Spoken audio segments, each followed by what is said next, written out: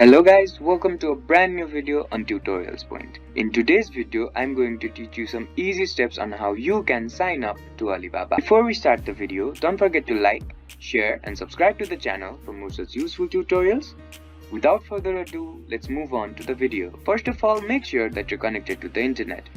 Once you've made sure that you're connected to the internet, open up a web browser. Now once the web browser is open up on your screen, type in www.alibaba.com and hit enter. After the home page of Alibaba opens up on your screen, on the top right corner of your screen you'll see a sign in button. Go ahead and click on it. Once you click on the sign in button, you'll be further guided to another page. On this page, just below the sign in button on the right hand side, you'll see a join free option. Go ahead and click on it. After you click on the join free option, you'll be further guided to another page. In this page, you'll have to fill in some credentials. You'll have to fill all these credentials, finish this verification and then click on agree and register. Once you click on agree and register, and if you have met all the requirements, you'll be automatically signed up to the Alibaba.com.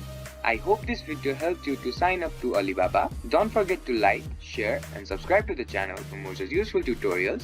Thank you for watching.